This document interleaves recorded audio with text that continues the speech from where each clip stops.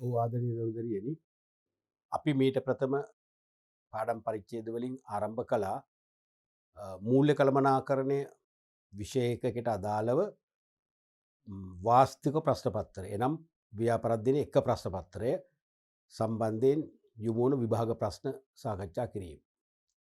අපි 2000 වර්ෂයෙන් ආරම්භ කරලා 2004 වර්ෂය දක්වා බහුවර්ණ ප්‍රශ්න ගණනාවක් සාකච්ඡා කළා. උත්සාහ කළා බහුවර්ණ ප්‍රශ්න 30ක්නේ. 30ටම සාර්ථකව පිළිතුරු ලියන්න අවශ්‍ය කුසලතාවය ජනනය කිරීම තමයි මගේ ඉලක්කය. ඔබේ ඉලක්කය වෙන්න ඕනේ ඒ දැහැ ගැනීම. එතකොට මේ බහුවර්ණ ප්‍රශ්නවල ස්වරූපය, ඒ වගේම මේ පිළිතුරු අතර සංසන්දනය කරලා තේරීමක් කරලා වඩාත්ම නිවැරදි පිළිතුර තෝරගන්නේ කොහොමද කියන කාරණා දෙක තමයි විශේෂයෙන්ම අපි බහුවර්ණ ප්‍රශ්නවලදී සාකච්ඡාවට භාජනය කළේ. සහ මම හැකි අවස්ථාවල අපි කතා කරන බහුවර්ණ ප්‍රශ්න පාදක කරගෙන ඉදිරි විභාගවලදී යොමු විය හැකි අනුමාන ප්‍රශ්න නිර්මාණය කිරීමක් කළා. සහ ඒ තුලින් ඔබටත් මම උත්තේජනයක් ලබා දුන්නා. ඒ අනුව දැන් මේ ප්‍රශ්න පාදක කරගෙන තව අනුමාන ප්‍රශ්න නිර්මාණය කර ගැනීමේ කුසලතාවය වර්ධනය කර ගැනීම ඔබට බාර වෙනවා.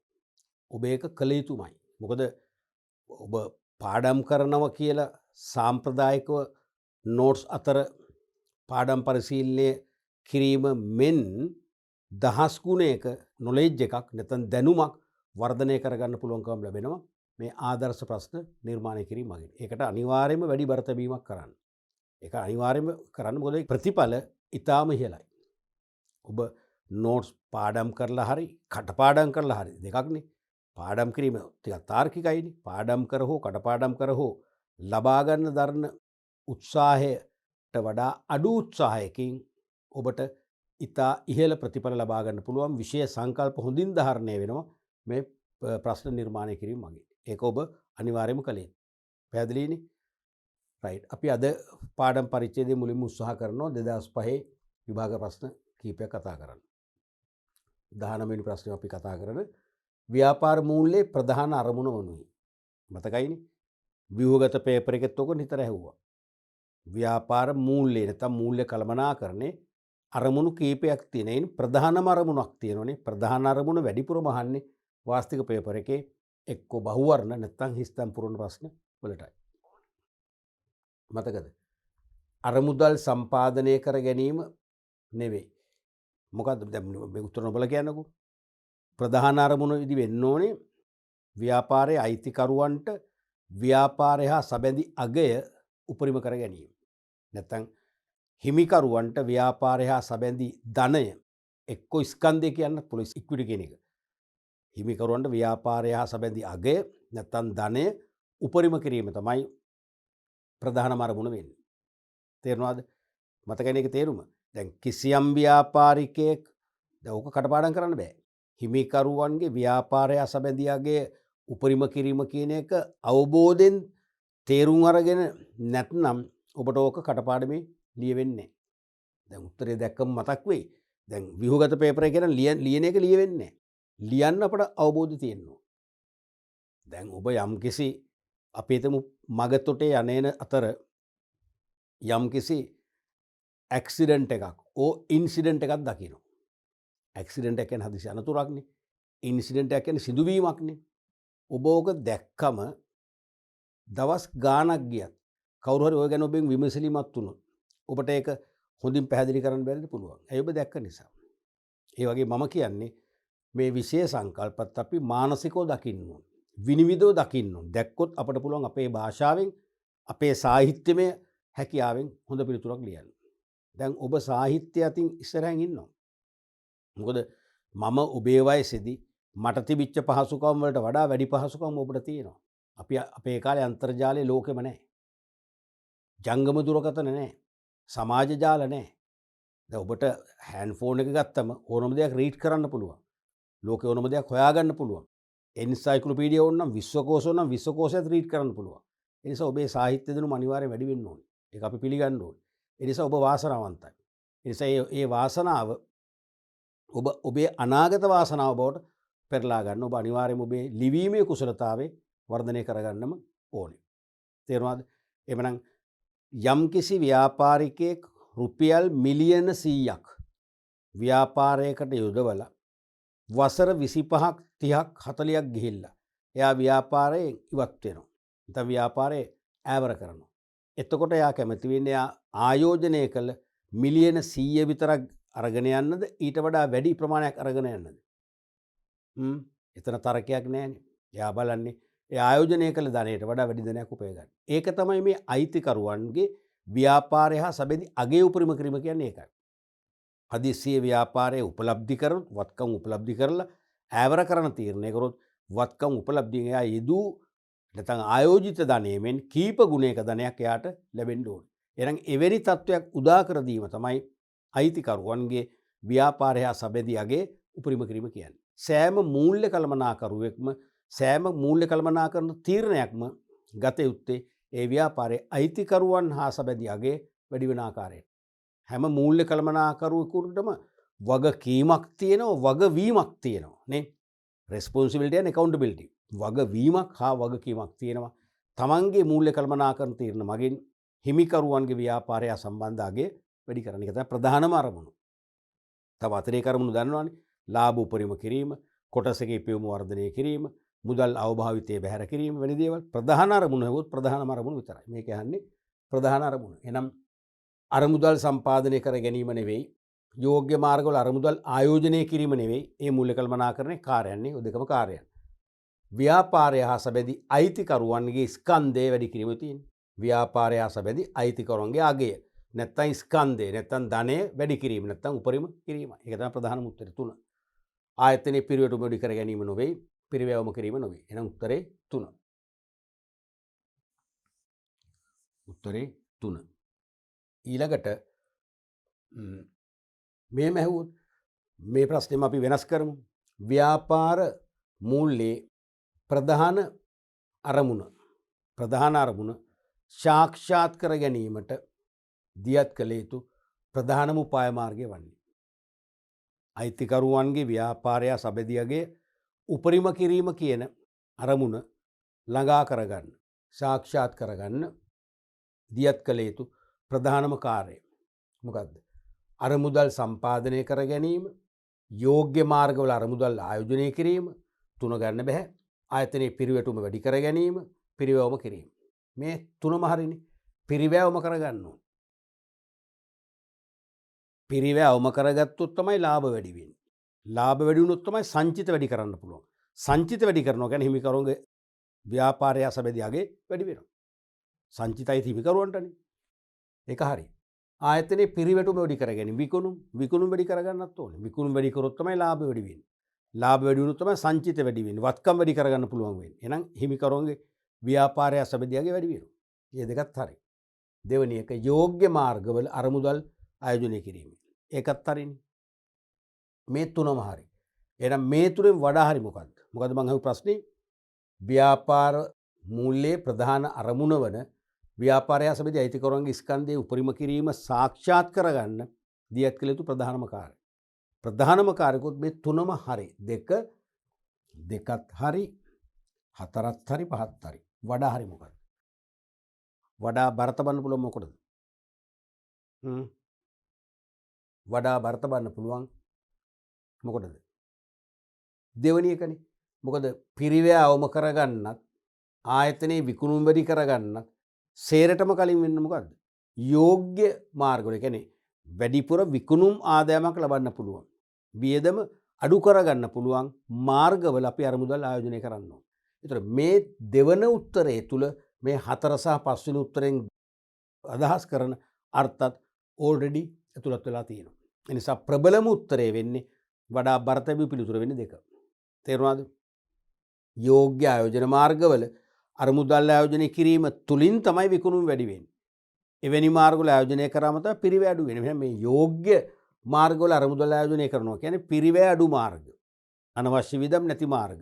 විකුණුම් වැඩි කරගත හැකි මාර්ග. කියන අර්ථය තමයි. එහෙනම් හොඳම උත්තරය එතකොට 2. අන්න ඒ වගේ ප්‍රශ්න මේ ප්‍රශ්න පාදක කරගෙන නිර්මාණය කරන්න. ඔබ දන්නේ නැතුව මේ විෂය කරුණු ඔබට පිළිහිටනවා එතකොට. තේරෙනව නේද? ඊළඟ ප්‍රශ්නෙත් බලමු. 20 ප්‍රශ්නය ඒ 2005මයි.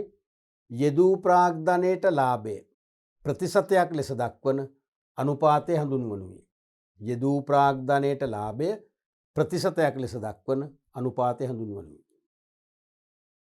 තෝලන අනුපාතය වැරදි. ජංගම අනුපාතය, ද්‍රවශීලතා අනුපාතය, ආයෝජන මත ප්‍රතිලාභ අනුපාතය, මුළු අත්කම් පිරිවැටුම් අනුපාතය යනුවෙන්. මොකද්ද වඩා හරි? යෙදූ ප්‍රාග්ධනයට ලාභය කියන්නේ දැන් ඉර යට දානවා යෙද වූ ප්‍රාග්ධනය. ඉර උඩ දානවා ලාභය. ඒතර යෙද වූ ප්‍රාග්ධනයේ වශයෙන් අපි සාමාන්‍ය කොටස් සහ සංචිත පමණක් ගත්තොත් හිමිකරු ප්‍රාග්ධනය තමයි යෙදූ ප්‍රාග්ධන වශයෙන් ගත්තේ. එහෙමනම් බදු වලට පස්සේ සුද්ධ ලාභේ දාලා වැඩි කරන 100. අපි ඒකට කියන්නේ මොකද්ද? හිමිකාරුත්ව ප්‍රාග්ධනයට ප්‍රතිලාභ අනුපාතය. නැත්නම් සුද්ධාගයට ප්‍රතිලාභ අනුපාතය. සුද්ධ අයිතිය මත ප්‍රතිලාභ අනුපාතය. නැත්නම් යෙද වූ ප්‍රාග්ධන වශයෙන් අපිට දාන්න පුළුවන් සාමාන්‍ය කොටස්, වර්ණීය කොටස්, බැංකු ණය, ණයකර සියල්ලම. ඒ කියන්නේ මුළු දිගුකල් ප්‍රාග්ධනෙම දාන්න පුළුවන්. එහෙම දැම්මොත් බදු හා වර්ණීය ලාභාංශ වලට පසු සුද්ධ ලාභය තමයි එතනට ගන්න. වැඩි කරනවා 100. හරිද? ඒක තමයි කියන්නේ යෙදූ ප්‍රාග්ධනයේ ලාභයේ ප්‍රතිශතයක් වශයෙන් 100 වැඩි කරලා ගත්තම. එහෙනම් තෝලන අනුපාතය වෙන්න බෑනේ. තෝලන අනුපාතය කියන්නේ මොකද්ද? අයිතිකරු සහ ණය ප්‍රාග්ධන අතර සම්බන්ධතාවය පෙන්වන කරන අනුපාතය. ඒක මේක සම්බන්ධයක් නැහැ. ජංගම අනුපාතය වෙන්නත් බෑනේ. ජංගම අනුපාතය කියන්නේ ද්‍රවශීලතා අනුපාතයනේ. තේරෙනවද? ඒ කියන්නේ ජංගමවත්කම් සහ ජංගම බැරකම් අතර සම්බන්ධතාවය තමයි ජංගම අනුපාතය කියන්නේ. ඒවත් ද්‍රවශීලතාවය ගැන අදහසක් ඉදි දක්වන අනුපාතය. ඒකත් මේකට සම්බන්ධයක් නැහැ. ද්‍රවශීලතා අනුපාතය අනුව සාමාන්‍යයෙන් ද්‍රවශීලතා අනුපාතය කියන්නේ දරුවනේ ෂණිකවත්කම් අනුපාතයනේ. ඒ කියන්නේ තොගේ හැර ජංගමවත්කම් බෙදීම ජංගම බැරකම් නේ. ඒකෙන් පෙන්눔 කරන්නේ ද්‍රවශීලතාවය. මේකට සම්බන්ධයක් නැහැ.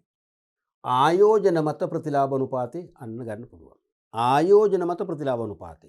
එහෙනම් යෙද වූ ප්‍රාග්ධනය කිව්වොත් එකයි ආයෝජනය කිව්වොත් එකයි. ආයෝජනය කරන්නේ ප්‍රාග්ධනය තමයි. හරිද? එහෙනම් යෙද වූ ප්‍රාග්ධනය මත ප්‍රතිලාභ අනුපාතය. නැත්නම් ආයෝජන මත ප්‍රතිලාභ අනුපාතය දෙකම එකයි. එහෙනම් මේ ආයෝජනය කරන්නේ ප්‍රාග්ධනය. ඒක නිසා යෙද වූ ප්‍රාග්ධනය කිව්වොත් ආයෝජනය කිව්වොත් දෙකම එකයි.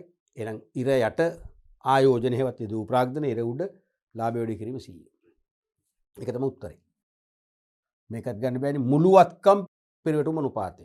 ඒ කියන්නේ විකුණුම් ඒ කියන්නේ ව්‍යාපාරයේ විකුණුම් ජනනය කරන්න ව්‍යාපාර සතු වත්කම් කෙතරම් කාර්යක්ෂම ලෙස දායක වී ඇද්දැයි පෙන්눔 කරන අනුපාතය තමයි මුළු වත්කම් පෙරවැටුම අනුපාතය.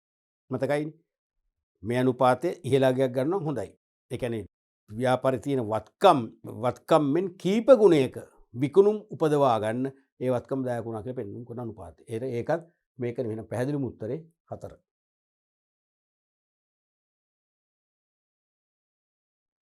පැහැදිලිම උත්තරේ 4. ඊළඟට මේකෙන් ප්‍රශ්න කීපයක්ම හදන්න පුළුවන්. මේ ප්‍රශ්නය දුන්නොත් එහෙම ව්‍යාපාරයේ ණයගැති භාවය වඩාත් හොඳින් පිළිබිඹු කරන අනුපාතය. ව්‍යාපාරයේ ණයගැති භාවය වඩාත් හොඳින් පිළිබිඹු කරන අනුපාතය හෙව්වොත් මොකද උත්තරේ? හොඳම උත්තරේ තෝලන අනුපාතය. ඒකේ තමයි අයිතිකරු සහ ණය ප්‍රාග්ධන අතර සම්බන්ධ පෙන්눔 කරන්නේ. එහෙනම් ණයගැති භාවය හොඳින් නිරූපණය කරනවා මොකේද? තෝලන අනුපාතය. ඒ වගේම අහන්න පුළුවන් ව්‍යාපාරයක කෙටිකාලීන බැරකම් සඳහා ෂණිකව මුහුණ දීමට ඇති හැකියාව. කෙටිකාලීන බැරකම් සඳහා ෂණිකව මුහුණ දීමට ඇති හැකියාව පිළිබිඹු කරන අනුපාතය. ඒ කියන්නේ ජංගම බැරකම් හිමියෝ එකවර මුදල් ඉල්ලා සිටියහොත් එම ඉල්ලීම ඉටු කරමින් වහාම ඔවුන්ගේ වගකීම් පේවා නිදහස් කරන්න නැති හැකියාව ප්‍රදර්ශනය කරන අනුපාතය ඇහුවොත් මොකද උත්තරේ? ද්‍රවශීලතා අනුපාතය. තොගේ හැර ජංගමවත්කම් සහ ජංගම බැරකම් අතර සම්බන්ධය. මතකනේ මේ අනුපාතය කීයක් වෙන්න ඕනද? ප්‍රශස්ත අනුපාතය එකක් වෙන්න ඕනේ. ප්‍රශස්ත අනුපාතය වෙන්නේ එකක්. ප්‍රශස්ත අනුපාතය 1. ඒ කියන්නේ ජංගම බැරකම් හිමියෝ එකවර මුදල් ඉල්ලුවොත් ෂණිකව දැන් අතේ තියෙන මුදල් බැංකුවේ තියෙන සල්ලි ටක් ගාලා ගන්න පුළුවන් චෙක් එකක් නිකුත් කරලා නේ ණයගැතියන්ට වට්ටම් කරලා මුදල් ඉක්මන් කරගන්න පුළුවන්. එහෙම අපි ඉක්මනින් ඒ ද්‍රවශීල වත්කම් ටික සල්ලි කරගෙන පියවන්න පුළුවන්. හැකියාව. එහෙනම් එකට එකක් කියන්නේ ඒකයි. ජංගම බැරකම් හිමියෝ එකවර ඉල්ලා සිටියොත් ඒ සඳහා ගෙවන්න ඒ හා සමාන ද්‍රවශීලවත්කම් ටිකක් තියාගන්න. ඒ නිසා තමයි තොගය අයින් කරන්නේ. තේරුණාද? 21 වෙනි ප්‍රශ්නය. විකල්ප අරමුදල් සම්පාදන මාර්ග අතුරෙන් තේරීමක් කිරීමේදී සලකා බැලෙන සාධකයක් නොවන්නේ. විකල්ප අරමුදල් සම්පාදන මාර්ග අතුරෙන් තේරීමක් කිරීමේදී සලකා බැලෙන සාධකයක් නොවන්නේ. මොකද හිතෙන්නේ? දැන් අපිට අවශ්‍ය අරමුදල් සම්පාදනය කරගත හැකි විකල්ප මාර්ග තියෙනවනේ. ඒ විකල්ප මාර්ග වලින් තේරීමක් කරනවනේ. යම් යම් සාධක නිර්ණායක වශයෙන් අරගෙන පදනම් වශයෙන් අරගෙන ඒ සාධක ඔස්සේ තේරීමක් කරනවා. තේරීමක් කරලා අපි හොඳම අරමුදල් සම්පාදන මාර්ගයේ අපිට නැත්නම් වාසිදායකම අරමුදල් සම්පාදන මාර්ගයේ නිශ්චය කරලා ඒකෙන් තමයි අරමුදල් සම්පාදනය කරගන්නේ. ඒක සාමාන්‍ය අපි දන්න දෙයනේ. එනම් විකල්ප අරමුදල් සම්පාදන මාර්ග අතුරෙන් තේරීමක් කිරීමේදී සලකා බැලෙන සාධකයක් නොවන්නේ. පිරිවැය බලන්නම ඕනේ. පිරිවැය බලන්නෙම එපා. අපි අරමුදල් සම්පාදනය කරන මාර්ගයට ගෙවන්න ඕන පොලියක්ද? ලාභාංශයක්ද? නැත්නම් වෙනත් ගෙවීමක්ද? වෙනත් ගාස්තුවක්ද? ඒක තමයි පිරිවැය කියන්නේ. පිරිවැය අඩුම මාර්ගයක් වෙන්න ඕන. ඒක සලකලා බලනවා මේක හරි. කළමනාකරණේ මේකක් බලන්න ඕනද? නෑ නේද? කළමනාකරණය ගැන හිතන්න ඕනේ නෑනේ. කළමනාකරණය වෙනම කතන්දරේ මූල්‍ය සම්පාදනය කරගන්නකොට සලකන සාධකයයි ව්‍යාපාර කළමනාකරණය දෙකක් නේ. අවදානම බලන්න ඕනේ. අවදානම බලන්න ඕනේ. කියන්නේ සමහර මූල්‍ය සම්පාදන මාර්ග වලින් මූල්‍ය සපයා ගැනීම අපට අවදානම්. ඒ කියන්නේ අපේ ව්‍යාපාරය ඉතා ඉහළ පාඩුගෙන දෙන්න පුළුවන්. අපේ ව්‍යාපාරේ පැවැත්මට තර්ජනය එල්ල වෙන්න පුළුවන්. විශේෂයෙන්ම අපි හිතමු අවිධිමත් මුදල් වෙළඳපොළ තියෙන්නේ. අවිධිමත් මුදල් වෙළඳපොලේ සීට්ටුකරුවන් පොලීකරුවන් ඉන්නේ. පොලීකරුවන්ගෙන් අපි පහසුවට කියලා ණය ගන්නවා. විධිමත් මුදල් වෙළඳපොලේ බැංකුවකින් ණය ගන්න නැතුව අවිධිමත් මුදල් වෙළඳපොලේ පොලීකරුවෙක්ගෙන් අපි ණය ගන්නවා. සාමාන්‍ය අපි කියන්නේ ගිනි පොලී කියලා කියන්නේ මාසෙට 10%යි. ඒතර අවුරුද්දට 120යි පොලී. මගේ අමු 120යි. ඒ කියන්නේ අපි මිලියන 100ක් ණය ගත්තොතින් හරිද? ඒ මිලියන 100ට වඩා වැඩි ගුණයක් පොලී ගෙවනවා. අනිවාර්යෙන්ම ව්‍යාපාර කටයුතු උච්චාවචන වීමනු අපි අපේක්ෂිත ලාභෙකට ලැබෙන්නේ නැහැ. ඒ ලාභ අඩු වැඩි වීම අනුව අපේ ණය මොකද වෙන්නේ? ණය සහ ණය වාරික හිර වෙන්න පුළුවන්. තව ණයක් ගන්න වෙන්න පුළුවන්. ව්‍යාපාරේ බංකුලුත් වෙන්න පුළුවන්. ඊටාම අවදානම්කාරී එක. අන්නේ වගේ අවදානම අඩුම මාර්ගයක් වෙන්නට ඕනේ. තේරුණාද? ඒක හරි. කොන්දේසිත් බලනවා. කොන්දේසි. ඒ කියන්නේ අපිට විකල්ප අරමුදල් සම්පාදන මාර්ගයකින් අරමුදල් ලබා ගන්නකොට අප වෙත පනවන කොන්දේසි අඩු කොන්දේසි වෙන්න ඕනේ. සහනදායක කොන්දේසි වෙන්න ඕනේ. එහෙම වුණොත් අපි එවැනි මාර්ගයෙන් තමයි තෝරගන්න ඕනේ. ඊළඟට අවශ්‍යතාවය එකත් හිතන්න ඕනේ. අරමුදල් අවශ්‍යතාවය මොකක්ද? විශේෂයෙන්ම කෙටි කාලීන අරමුදල් අවශ්‍යතාවයක්ද? නැත්නම් දිගු කාලීන හෙවත් ස්ථාවර අරමුදල් අවශ්‍යතාවයක්ද? ඒ අවශ්‍යතාවයට ගැළපෙන අරමුදල් මාර්ගයක් වුණ තෝරගන්න. දැන් ව්‍යාපාරයක මූලික මූල්‍ය අවශ්‍යතා දෙකයිනේ. එකක් කෙටිකල් මූල්‍ය අවශ්‍යතා, දිගුකල් මූල්‍ය අවශ්‍යතා. නැත්නම් ජංගම වත්කම් පවත්වාගෙන යාමට අවශ්‍ය කරන මූල්‍ය, ස්ථාවර වත්කම් බිහි කර පවත්වාගෙන යාමට අවශ්‍ය මූල්‍ය. එහෙනම් ඒ අවශ්‍යතාවයට මැච් වෙන්න ඕනේ. දැන් අපි හිතමු ව්‍යාපාරයේ සතු ඉඩමක් තියෙනවා. ව්‍යාපාරයේ සතුව ඉඩමක් තියෙනවා. ඕකේ විශාල කර්මාන්ත ශාලාවක් ඉදි කරන්නයි අවශ්‍ය. ඒ කර්මාන්ත ශාලාව ඉදි කරන්න සැලසුම් කරලා තියෙනවා, තැස්තමේන්තු කරලා තියෙනවා රුපියල් කෝටි 150ක් වියදම.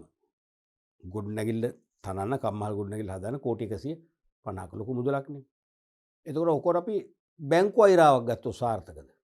නෑනේ.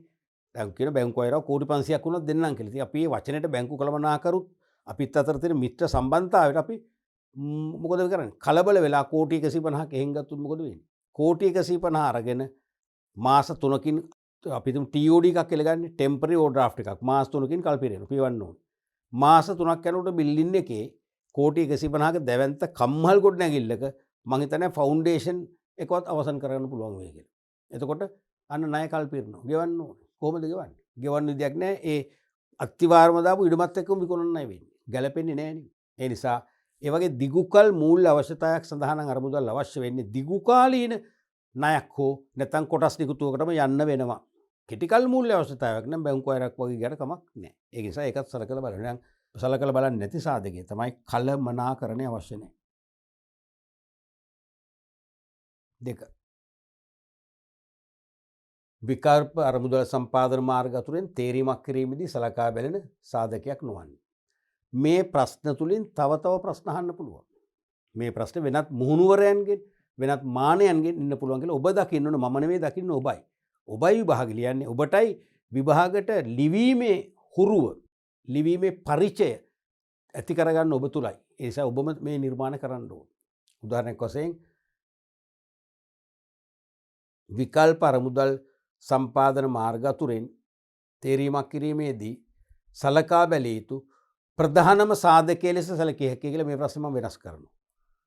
සාධක කීපයක් තියෙනවා කියලා හිතන්නකෝ. සාධක පහම හරි කියන්නේ හිතන්නකෝ. තේරෙනවද? එහෙනම් මම අහන ප්‍රධානම සාධකය. දැන් මොකක්ද උත්තරේ? දැන් මේකත් අමතක කරන්න, මේක නෑ කියලා හිතන්නකෝ. දෙවෙනි එක නැත්තම් ඉතුරු උත්තර හතරෙන් ප්‍රධානම සාධකය හොත් මොකද ලියන්නේ? පිරිවැය, අවදානම, කොන්දේසි, අවශ්‍යතාවය.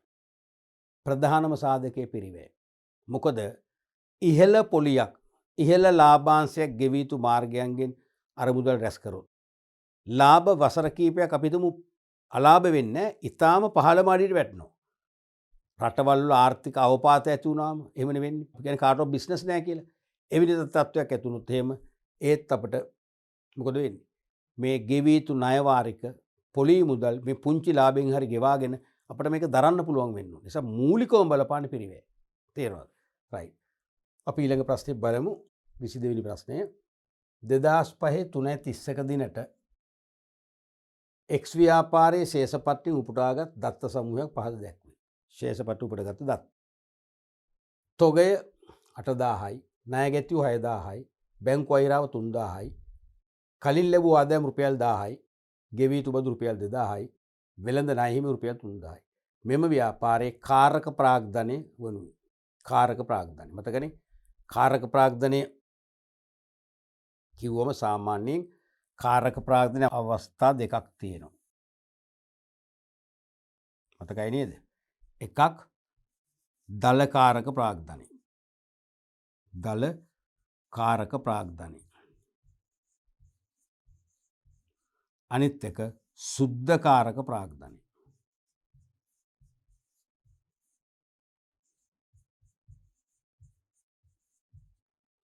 තේරෙනවද? දැන් දලකාරක ප්‍රාග්ධනයකුත් ජංගම වත්කම් විතරයි. දලකාරක ප්‍රාග්ධනය සමාන වෙන්නේ ජංගම වත්කම් වලට. ඒ කියන්නේ එදිනදා මෙහෙයුම් කටයුතු පවත්වාගෙන යාමේදී පියවිය යුතු වියදම් ආවරණය කර ගැනීමට අවශ්‍ය කෙටිකාලීන මූල්‍යවත්කම්නේ මේ දලකාරක ප්‍රාග්ධනය කියලා කියන්නේ. ඒ කියන්නේ ජංගම වත්කම්. බඩු තොගය, ණය ගැතියු, අතැති මුදල්, බැංකු විශේෂය ඔය ජංගම වත්කම් ටික භාවිතා කරලා අපි කෙටිකාලීන මූල්‍ය අවශ්‍යතා පුරව ගන්නවා. ඒක තමයි දලකාරක ප්‍රාග්ධනය කියන්නේ. ජංගම වත්කම් විතරයි. සුද්ධකාරක ප්‍රාග්ධනය කිව්වොත් ජංගම වත්කම් වලින් ජංගම බැරකම් අඩු කළ පසු ලැබෙන ඉතිරිය විතරයි සුද්ධකාරක ප්‍රාග්ධනයට ගන්න. තේරෙනවද? ඒ කියන්නේ ජංගම බැරකම් හිමියන්ට ගෙවන්න උනොත් ගෙවන්න අපි ඒට සමාන ජංගම වත්කම් ප්‍රමාණයක් වෙන් කරනවා. වෙන් කරාම තවත් ප්‍රමාණයක් තියෙනවා. මොකටද? එදිනදා ව්‍යාපාර කටයුතු කරගෙන යන්න. නැත්නම් ජංගම බැරකම් හිමියන්ට ජංගම වත්කම් වෙන් කරාට පස්සේ රුපියලක්වත් ඉතුරු වෙන්නේ නැත්නම් එන සුද්ධකාරක ප්‍රාග්ධනයක් නැහැ. එන මේ සුද්ධකාරක ප්‍රාග්ධනය තමයි ජංගම බැරකම් වලට මුහුණ දෙමින් ව්‍යාපාර කටයුතු වෙනහිටීමකින් තොරව ඉදිරියට කරගෙන යාමට ඉවහල් කරගන්නේ සුද්ධකාරක ප්‍රාග්ධනය. ඒ කියන්නේ ජංගම වත්කම් සහ ජංගම බැරකම් අතර වෙනස. දැන් සාමාන්‍යයෙන් විශේෂයෙන් මේ ප්‍රශ්නේ හොඳ උදාහරණයක්. මෙම ව්‍යාපාරයේ කාරක ප්‍රාග්ධනය වුණේ. මොකද්ද මේ අහන්නේ? දලකාරක ප්‍රාග්ධනයද මේ අහන්නේ සුද්ධකාරක ප්‍රාග්ධනයද? දෙකම වෙන්න බෑ. එකයිනේ අහන්නේ. අපිට එක උත්තරයක් මේකේ නිවැරදි උත්තරයක් ඇත්තේ එකයිනේ. එවනම් දෙකම වෙන්න බෑ. එහෙනම් මේ අහන්නේ දලකාරක ප්‍රාග්ධනයද සුද්ධකාරක ප්‍රාග්ධනයද? මොකද කියන්නේ? අනුමාන කරන්න පුළුවන්ද? බෑ. ඇයි? අපිට දිවස් නෑනේ. බුදුරජාණන් වහන්සේට තිබ්බා වගේ අපිට දිවස් නෑ. එහෙනම් මේක පැහැදිලි වෙන්න ඕනේ. දලකාරක ප්‍රාග්ධනය කියලා හිතුවොත් උත්තරේ වෙනස්. සුද්ධකාරක ප්‍රාග්ධනය කියලා හිතුවොත් උත්තරේ වෙනස්. දෙකක්නේ. එහෙනම් මේක තමයි එක්ස්පීරියන්ස් කියන්නේ, පළපුරුද්ද කියන්නේ. මගේ ඉගැන්වීමේ පළපුරුද්ද මම දැන් ඔබට මොකද කරන්නේ? පිටසන් කරලා පවරා දෙනවා. මගේ පළපුරුද්දෙන් ලබාගත් දැනුම මම නිර්ලෝභීව හිස් පිටසනක් ගහලා, ඒ කියන්නේ බ්ලැන්ක් එන්ඩෝස්මන්ට් එකක්. හිස් පිටසනක් ගහම මොකද මේක විවෘත වෙනවනේ, හාරක වෙනවා. ඕන කෙනෙකුට ගන්න පුළුවන්. හිස් පිරසනක් ගහලා මම ඔබට පවරා දෙනවා. ඔබ හැමෝටම එහෙනම් ඒ මගේ පළපුරුද්ද කියන දැනුමෙන් මේකට උත්තරය ලියන්න පුළුවන්. මතක තියාගන්න විශේෂයෙන් සඳහන් නොකොළොත් කාරක ප්‍රාග්ධනය කියලා අදහස් කරන්නේ සුද්ධ කාරක ප්‍රාග්ධනය තමයි. ජංගම වත්කම් සහ ජංගම බැරකම් අතර වෙනසෙන් විද්‍යාමාන වන ප්‍රාග්ධනය වූ සුද්ධ කාරක ප්‍රාග්ධනය තමයි මේ වගේ ප්‍රශ්නකින් අදහස් කරන්නේ. දල නම් අනිවාර්යයෙන්ම දල කතාව දාන්න ඕනේ. දල කාරක ප්‍රාග්ධනය කියලා ඉල්ලන්න ඕනේ. දල කාරක ප්‍රාග්ධනය දල කාරක ප්‍රාග්ධනය කියලා සඳහන් නොකරන ඕනෑම අවස්ථාවක සලකන්න යහන්නේ සුද්ධ කාරක ප්‍රාග්ධනය. පැහැදිලිද? රයිට්. එතකොට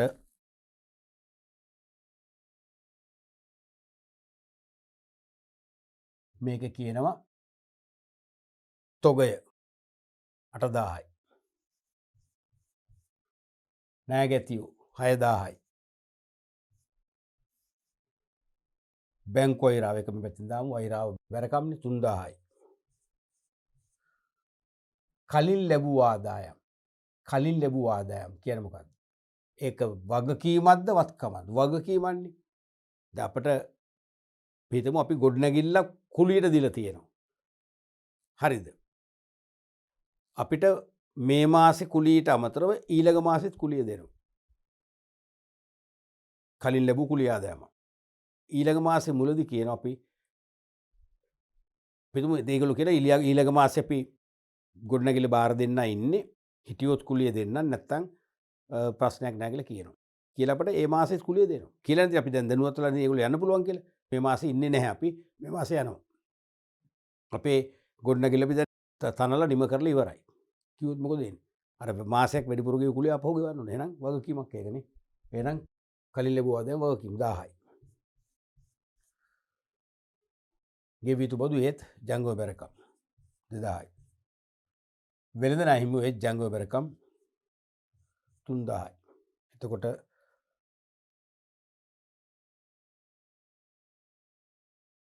තුනයි දෙකයි පහයි තුනට එක 9 9000යි ජංගම බැරකම්. ජංගම වත්කම් 14000යි. එහෙනම් ජංගම වත්කම් සහ ජංගම බැරකම් අතර වෙනස තමයි සුද්ධ කාරක ප්‍රාග්ධනය කියන්නේ කීයද? 5000යි. උත්තරේ 5. හරිම සරලයි. උත්තරේ 5. ඔය ප්‍රශ්නේ මෙහෙම අහමු. කොහොමද? මෙම ව්‍යාපාරයේ දල කාරක ප්‍රාග්ධනය වනුයි. මෙම ව්‍යාපාරයේ දල කාරක ප්‍රාග්ධනය වනුයි කිව්වනම් මේ උත්තර පහ තුල උත්තරේ නැහැ. එහෙනම් උත්තරේ කීයද? උත්තරේ 14000. දල කාරක ප්‍රාග්ධනය කිව්වොත් ඒ යහන්නේ මොකද්ද? ජංගම වත්කම් පමණයි. ජංගම වත්කම් පමණයි. තේරුණාද? ඊළඟට අහන්න පුළුවන් මෙම ව්‍යාපාරයේ ද්‍රවශීල වත්කම් වනුයි. ද්‍රවශීල වත්කම් ඇහුවොත් ඒ කියන්නේ ජංගම වත්කම් ගැන මේ අහන්නේ. ජංගම වත්කම් වලත් ඉක්මනින් මුදල් බවට පත් කරගන්න බැරි බහඬ තොගවල හිර වෙච්ච මුදල් ප්‍රමාණය ද්‍රවශීල නැහැ අයින් කරනවා. එහෙනම් බඩු තොගේ හැර ඒ කියන්නේ ණය ගැතියෝ 6000 විතරයි ගන්න පුළුවන්. අනිත් ඔක්කොම ජංගම බැරකම්නේ. තේරුණාද? එහෙනම් ණය ගැතියෝ විතරයි ගන්න පුළුවන්කම ලැබෙන්නේ. මේ වගේ විවිධ මානයන්ගෙන් මේ ප්‍රශ්න අහන්න පුළුවන්. හොඳට මතක තියාගන්න දල කාරක ප්‍රාග්ධනය වුණනම් ජංගම වත්කම් වල එකතු විතරයි ගන්න. සුද්ධ කාරක ප්‍රාග්ධනයේ තමයි මේ සුද්ධ නැතුව කියන්නේ හුදකලාවේ කාරක ප්‍රාග්ධනය කියලා ඇහුවොත් ඒ අදහස් කරන්නේ සුද්ධ කාරක ප්‍රාග්ධනය කියන එක මගේ පළපුරුද්දෙන් ඔබේ පළපුරුද්ද මතක තියාගන්න. හරිද? රයිට්. අපි ඊළඟ ප්‍රශ්නේ බලමු. 2006 විභාග ප්‍රශ්න 23 වෙනි ප්‍රශ්නේ මූල්‍ය කළමනාකරණයේ මූලික අරමුණ වනුයි. මූල්‍ය කළමනාකරණයේ මූලික අරමුණ වනුයි. මූලික අරමුණ මතකද? අරමුදල් සම්පාදනය කර ගැනීමයි, යෝග්‍යාකාරයට අරමුදල් යෙදවීමයි, කාරක ප්‍රාග්ධනයේ කළමනාකරණයයි, ව්‍යාපාරයේ අගය උපරිම කිරීමයි, ව්‍යාපාරයේ ලාභ උපරිම කිරීමයි. එකක්වත් පැහැදිලි නිර්වුල් උත්තර නැද්ද? එහෙම තමයි පේන්නේ. දැන් මේ අහන්නේ මූල්‍ය කළමනාකරණයේ මූලික අරමුණ. අපි ගොනෝක නිතරම අහනවා කියලා වාස්තික පේපර් එකෙත් අහනවා, ව්‍යුහගත පේපර් එකෙත් අහනවා. මූල්‍ය කළමනාකරණයේ මූලික අරමුණ. මොකද්ද? ව්‍යාපාරයේ අයිතිකරුවන් හා සබැඳි අගය නැත්නම් අයිතිකරුවන් හා සබැඳි ව්‍යාපාරයේ අගය උපරිම කිරීම. ඒකනේ මූලික අරමුණ. ව්‍යාපාරයේ අයිතිකරුවන් හා සබැඳි අගය නැත්නම් ධනය උපරිම කිරීම. ඒ කියන්නේ අයිතිකරුවෝ ව්‍යාපාරයට කිසියම් ධනයක් යොදවනවනේ. ඒ යෙද වූ ධනය එන්න ප්‍රසාරණය වෙන්න ඕන. ඒ යෙදූ ධනය එන්න තර වෙන්න ඕන. තර වෙන ආකාරයෙන් මූල්‍ය කළමනාකරණ කටයුතු දියත් කිරීම තමයි මූල්‍ය කළමනාකරුවන්ගේ වගකීම වෙන්නේ. එහෙනම් මූල්‍ය කළමනාකරණයේ ප්‍රධාන අරමුණුත් ඒකයි. අයිතිකරුවන්ට ඒගොල්ලෝ යෙදූ ධනයට වඩා වැඩි ධනයක් අත්පත් කර දීම. ඒගොල්ලෝ කෙදිනෙක හෝ ව්‍යාපාරයෙන් බැහැර වෙලා ගෙදර යන දවසක් තියෙනවා නම් ඒ ගෙදර යනකොට ඒගොල්ලෝ ව්‍යාපාරයට අරන් ආපු ධනයට වඩා වැඩි ධනයක් කරපින්නාගෙන යන්න අවශ්‍ය දේ කරන්න තමයි මූල්‍ය කළමනාකරුවෝ ක්‍රියාත්මක වෙන්නේ. වගකීමක් තියෙනවා. එහෙනම් අයිතිකරුවන්ගේ ව්‍යාපාරය සබැඳියාගේ උපරිම කිරීම කියන උත්තරේ තියෙනවද? තියෙන ඊට ආසන්න උත්තරයක් තියෙනවා කොහොමද? 4. ව්‍යාපාරයේ අගය උපරිම කිරීම හොඳම නෑ. නමුත් අර අපි දන්න අර්ථකථනයට සමීපව ඒකනේ ව්‍යාපාරයේ අගය උපරිම කිරීම. වඩා හොඳම ක්‍රමේ ව්‍යාපාරය හා සබැඳි අයිතිකරුවන්ගේ අගය උපරිම කිරීම කියන අර්ථය වන වඩා හොඳ. එහෙනම් උත්තරේ 4. ප්‍රධානම අරමුණ. මේක නිතරම අහන බව දැක්කනේ. අරමුදල් සම්පාදනය කර ගැනීම මොකද්ද? මූල්‍ය කළමනාකරණ කාර්යයක්. යෝග්‍ය ආකාරයට අරමුදල් ඉදවීම ඒකත් මූල්‍ය කළමනාකරණ කාර්යයක්. කාරක ප්‍රාග්ධනයේ කළමනාකරණය ඒකත් මූල්‍ය කළමනාකරණයේ කාර්යයක්. කාරක ප්‍රාග්ධනයේ කළමනාකරණය කියන්නේ ජංගම වගකීම් වලට මුහුණ දෙමින් සාර්ථකව මුහුණ දෙමින් ව්‍යාපාර කටයුතු අඛණ්ඩව ඉදිරියට ගෙන යාමට අවශ්‍ය වෙන විදියට කාරක ප්‍රාග්ධන මට්ටම පවත්වාගෙන යාම. තේරුණාද? එහෙනම් කාරක ප්‍රාග්ධනයේ කළමනාකරණය. ඊට පස්සේ ව්‍යාපාරයේ අගය උපරිම කිරීම. ව්‍යාපාරයේ ලාභ උපරිම කිරීම. එතකොට ඒකේ ලාභ උපරිම කිරීම කියන එකත් හරි. මේකත් හරි. මේ දෙකම හරි නේ. මේ දෙකම හරි වඩා හරි මේකයි. ඔන්න ලොකු හරියක් දැම්මා. ඇයි? මේක තමයි ප්‍රධානම අරමුණ. ලාභ උපරිම කිරීම අතිරේක අරමුණ වලට අයිති වෙන්නේ. ලාභ උපරිම කිරීම, මුදල් අවභාවිතය බැහැර කිරීම, ඒ වගේම තව මොනවද? කොටසක ඉපෙවුමනේ. කොටසක ඉපෙවුම වර්ධනය කර ගැනීම ඒව අතිරේක අරමුණ. රයිට්. ඊළඟට මේක මේ ප්‍රශ්නයම අහන්න පුළුවන්. මූල්‍ය කළමනාකරණයේ මූලික අරමුණට අමතරව පිළිගත හැකි අරමුණක් වන්නේ. මූලික අරමුණට අමතරව පිළිගත හැකි තවත් අරමුණක් වන්නේ කියලා වුණා. කිසි වාදයක් නැහැ. උත්තරේ එහෙනම් 5. එමනම් උත්තරේ 5. දැක්කද මම ප්‍රශ්න කීපයක් මේක නිර්මාණය කරා. ඒක ඔබයි කරන්න, ඔබ කරන්න. ඒ කරන්න මේ විශේෂ සංකල්ප නිර්වුල් වෙලා ඔබේ දැනුම් ගබඩාවේ හොඳින් තැන්පත් වෙනවා.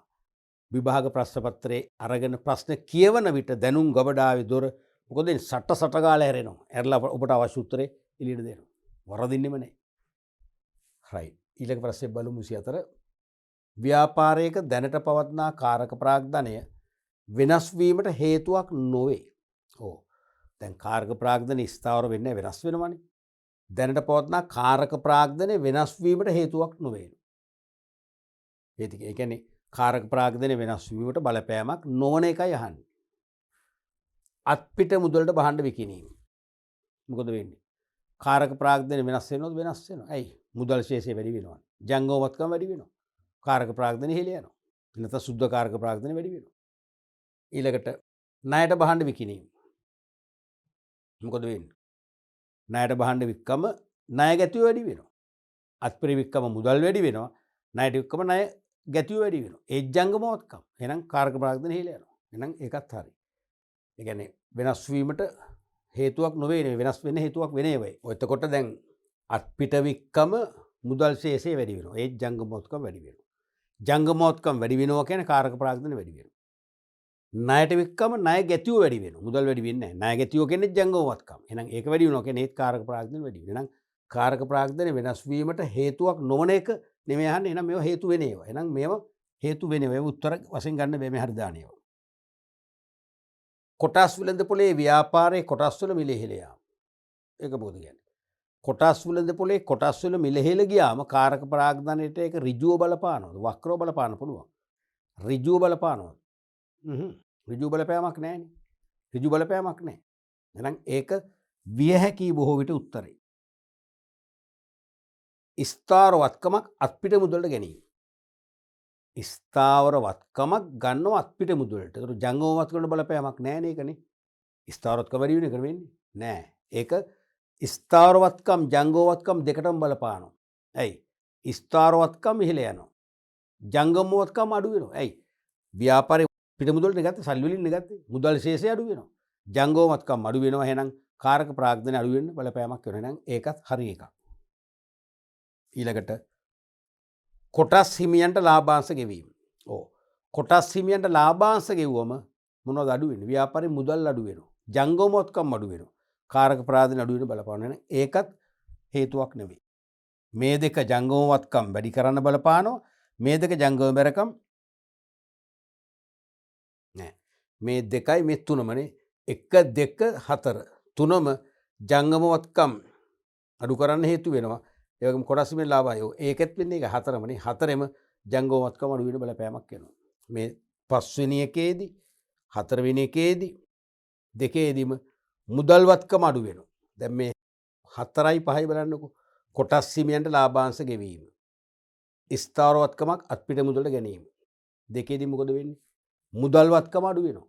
මුදල්වත්කම අඩු වීම හරහා ජංගමවත්කම අඩු වෙනවා. කාරක ප්‍රාග්ධන නිසා අඩු වෙන බලපෑම වෙනවා නේ. ජංගමවත්කම් වැඩි වෙනවා කියන්නේ කාරක ප්‍රාග්ධන වැඩි වෙනවනේ.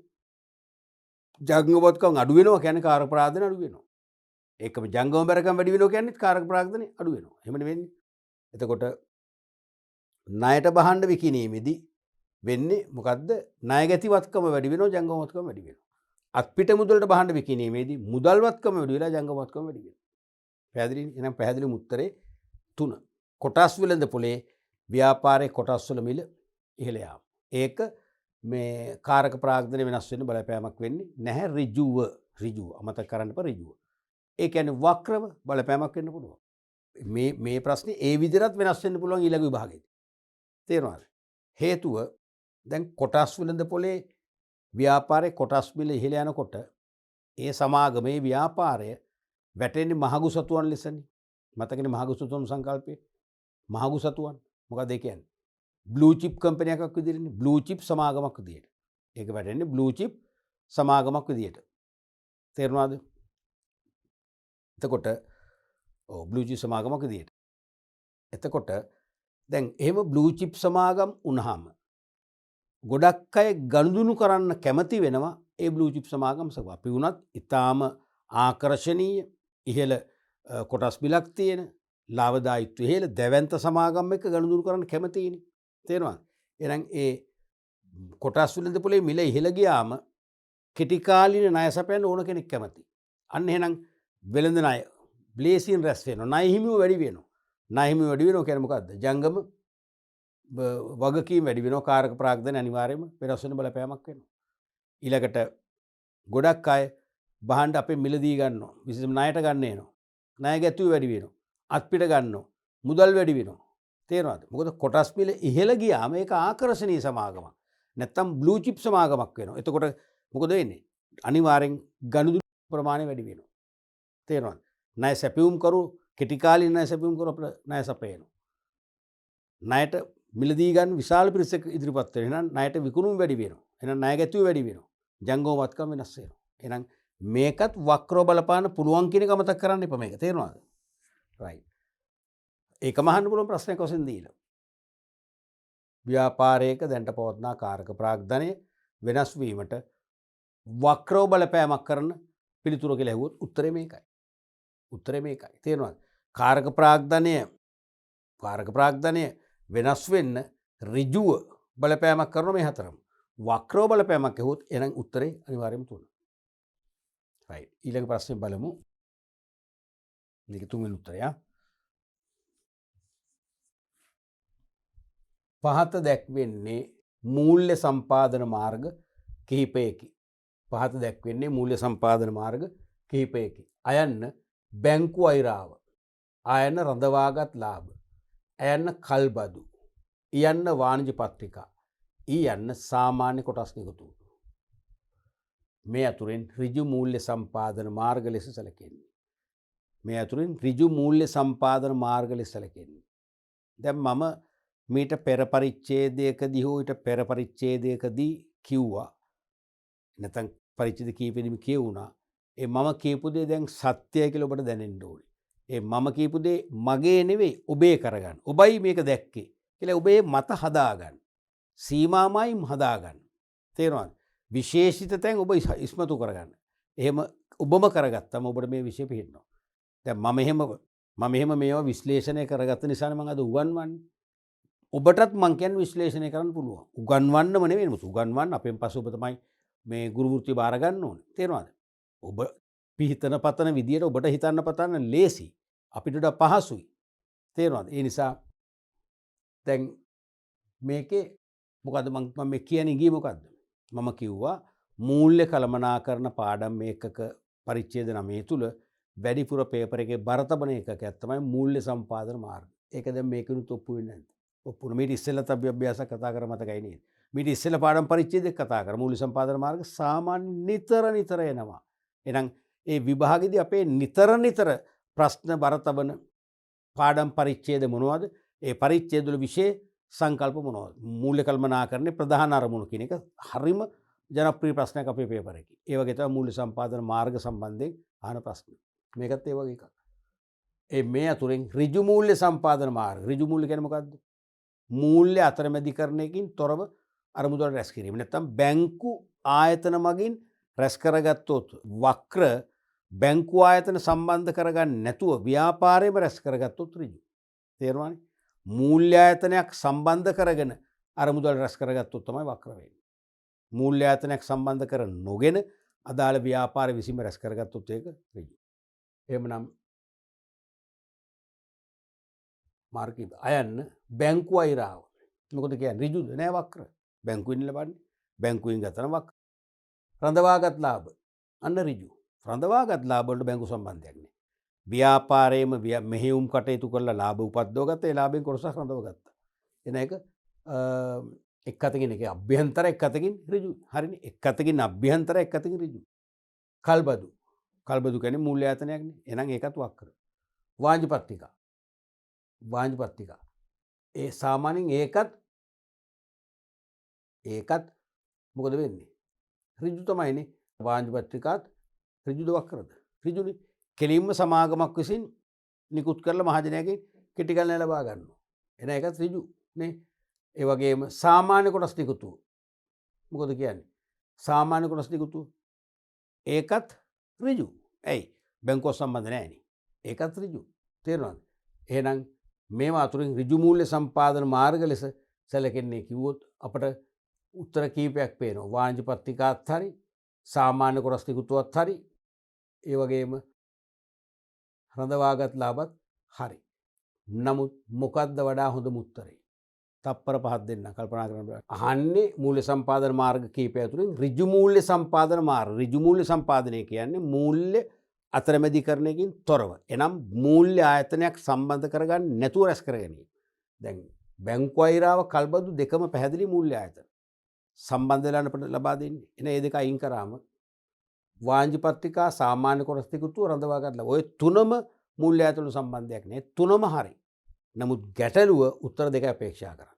මේ ප්‍රශ්නෙත් ඔබ අමාරු දාන්න දීපු ටිකක් සංකීර්ණ ප්‍රශ්නයක්. සංකීර්ණ ප්‍රශ්න 10ක් එනකොට ඒකට මේක. අහන්නේ ඍජු මූල්‍ය සම්පාදන මාර්ග දෙකයි. උත්තරෙන් පේනවා දෙකයි කියලා අහන්නේ. නමුත් උත්තර තුනක් තියෙනවා. ඒකයි ගැටලුව. එහෙනම් මේ තුනෙන් වඩා හොඳම උත්තර දෙකක් අපි සිලෙක්ට් කරන්න ඕනේ. මොකද වඩා හොඳම දෙක? රඳවාගත් ලාභ කිසිම ප්‍රශ්නයක් නැහැ. මොකද ලාභය කියන්නේ අපිට බාහිරින් ආපු අතිරික්ත ධනයක්. අපි ඒක සංචිතගත කරනවා, රඳව ගන්නවා. කාටවත් එක දෙන්න බැඳිලා නැහැ නේ. ඒක අපිට අයිති, ව්‍යාපාරයට අයිති. එහෙනම් ඒක බැංකුවක් සම්බන්ධ කරගත්තේ නැහැ. අපිම උපදවගත් එකක්. එහෙනම් ඍජු මූල්‍ය සම්පාදන මාර්ගයක් රඳවගත් ලාභ.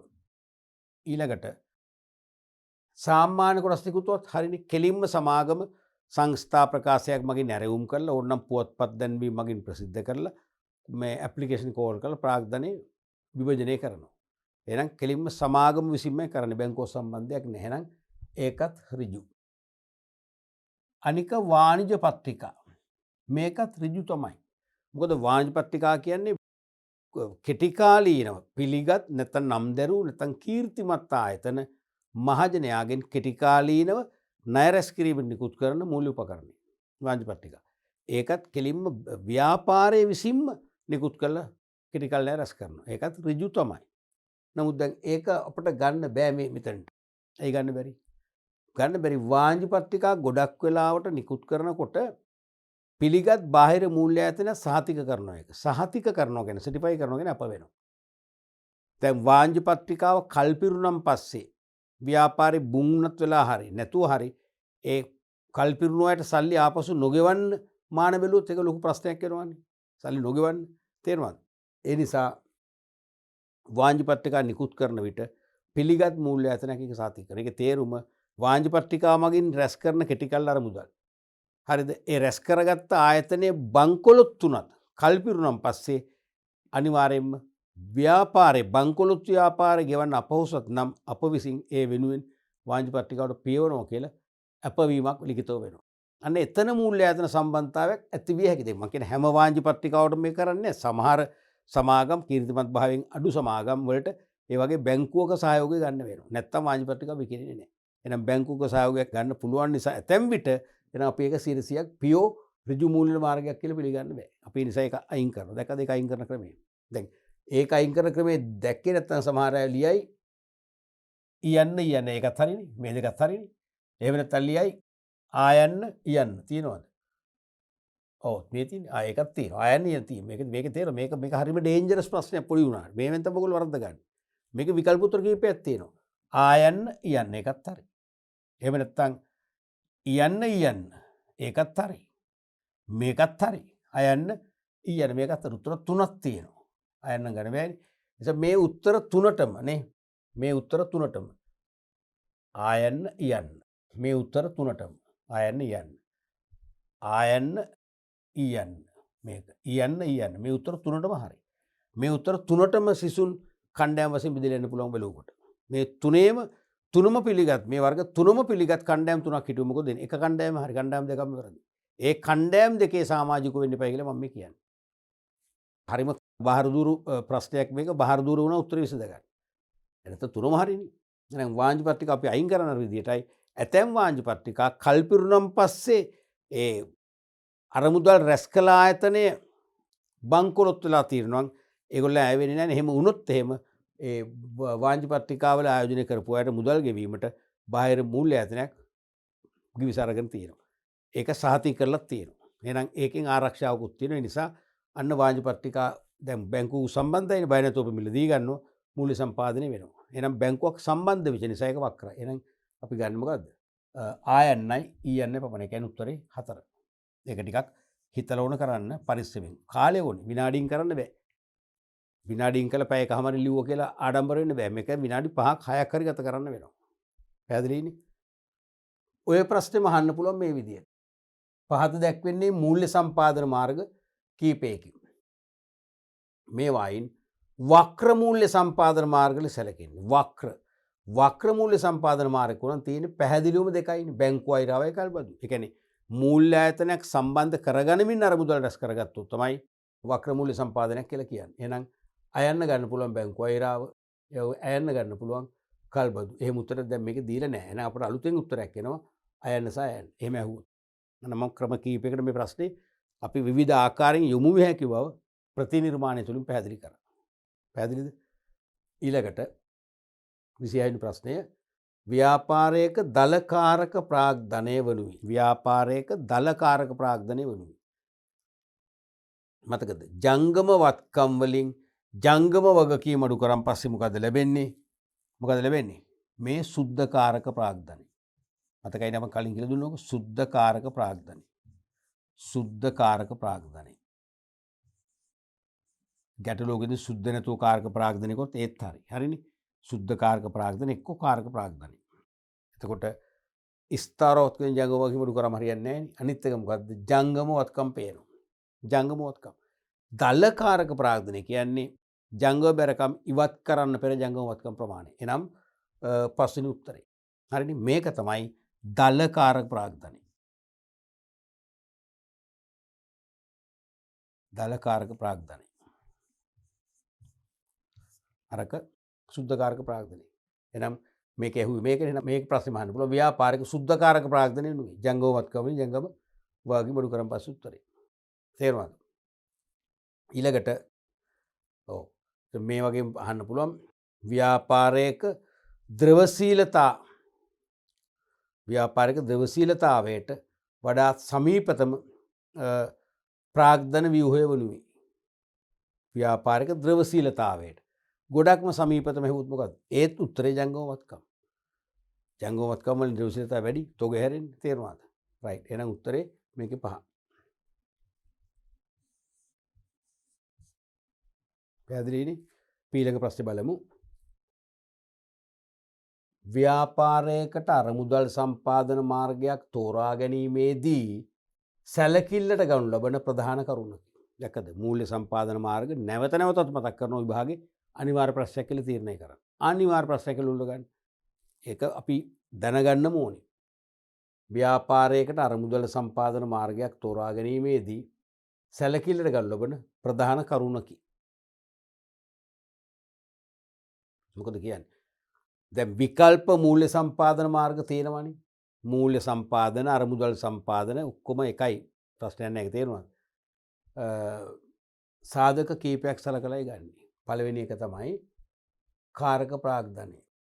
දෙක රඳවාගත් ලාභ. තුන සමුච්චිත ශේෂ සඳහා වෙන් කිරීම. හතර ප්‍රාග්ධන තෝලනය. පහ හිමිකරු ප්‍රාග්ධනය. තොර නෑ නේ බලුවට. මේ කියන්නේ ව්‍යාපාරයකට අරමුදල් සම්පාදන මාර්ග ගොඩක් තියෙනවා විකල්ප. එක ක්‍රමයක් තෝරගෙන අපි ඒ මාර්ගෙන් තෝරගන්නවා. එහෙම තෝරගන්නකොට සැලකිල්ලට භාජනය කරන සාධක තියෙනවා. මොනවද? පිරිවැය. පිරිවැය අඩු මාර්ගයක් වෙන්න එපා. නැත්නම් පොලිය අඩු අරමුදල් සම්පාදන මාර්ගයක්. ඒක ලාභාංශ අඩු අරමුදල් සම්පාදන මාර්ගයක්. ඒක ගාස්තු අඩු අරමුදල් සම්පාදන මාර්ගයක් කියන මේ කියන්නේ පිරිවැය අඩු වෙන්න ඕනේ. ඒක බලපානවා. ඒ වගේම කොන්දේසි ණය කොන්දේසි විශේෂයෙන් අරමුදල් සපයා ගන්නකොට අපිට යටත් වෙන කොන්දේසි දැඩි නම් අපි මේ මාර්ගය තෝරගන්න හොඳ නැහැ.